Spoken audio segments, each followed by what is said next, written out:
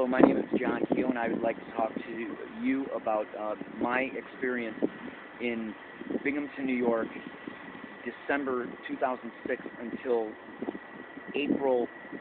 about April 14th, 2007, when I lived at 260 Washington Ave in Binghamton, New York, forced to live there by my trustee Matthew E. Kehoe of RBC Wealth Management, as well as Mike Kehoe and Jim Kehoe. At that time, Mike Kehoe received two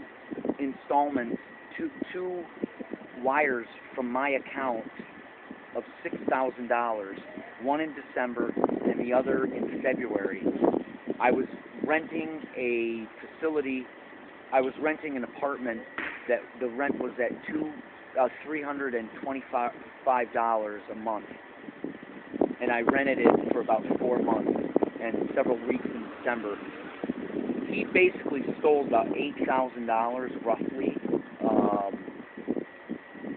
in those two sections of those two wire transfers. I didn't find that out until 2010, and that's in '07. I paid for a CIA black budget setup in housing. The neighbors were all involved in this. One neighbor never left, made noises in sync with my activity in the apartment, and this was at 260 on the Washington Ave on the second floor. Now, I was unable to get my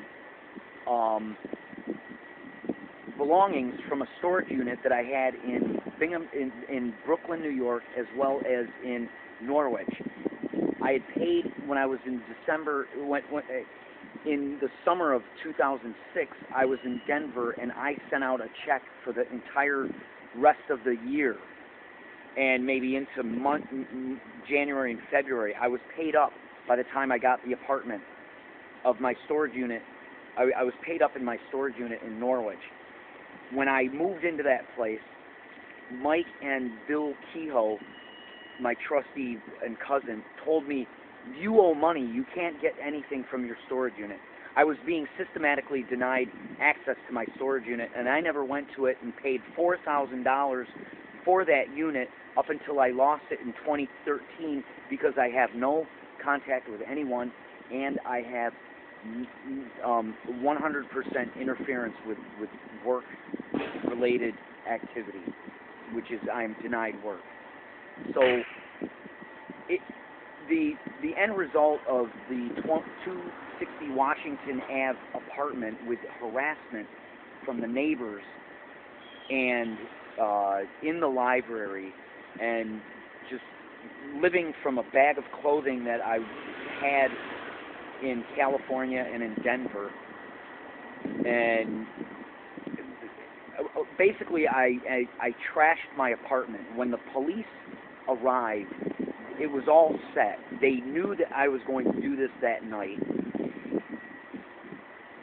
I may have had these energy weapons and the hardware and their software being used to point me in that direction of trashing my apartment. I came home drunk and I trashed my apartment. When the police came, they had me out in the hall, and this was all choreographed beforehand. One police officer said, put your hands up, and I put them both up together, and he had them together with one hand, and I couldn't see it, but he had a knife, and he sliced my palm with a knife.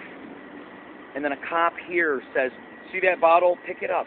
He had gone into my room, smashed a bottle, put it on the floor, and after the cop cut my hand, this cop says, pick that bottle up and throw it in your apartment.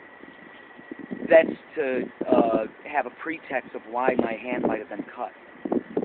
But I grabbed the bottle on his neck, and there was no broken glass there. So they used this as a pretext to get me into the psych ward. And once I was in there, they applied all these medications to me. They diagnosed me first with like schizoaffective, acute mania, and they were just loading me with drugs, and I couldn't do anything, but I was there illegally, and the drugs basically subdued my free will, my ability to, like, hey, wait a minute. And I got out, and Mike had all my money. He had access to my account. I could have just stood up and said, I'd like to leave. I'd like to call Matt Kehoe, get him on the phone, get a reasonable amount of money, and get the hell out of this situation, get away from them. But the controls were everywhere I was. There were things being done to psychologically assault me, tamper with my possessions, even in the psych ward. No friend, every friend that I had contact with, which were only 3, were engineered by these people, their communications with me, and it was horrible. And I didn't pay for that psych ward, and it was something like $30,000 because it was a month. And what happened was I just refused to pay after going through losing about $30 or more thousand dollars of 2006 psych ward scam operation. Okay, so the Binghamton Police cut my hand. It was conspiracy to use physical violence, a conspiracy to lock me in a psych ward unconstitutionally, illegally for a month. The conspiracies were in play when I landed in Binghamton in November of 2006 at Mike's Kehoe's house. I'll get your money. I mean, the whole thing. And I don't know what's going on. So I just wanted to, these videos, I have no organization. Out here on the street, but ciao.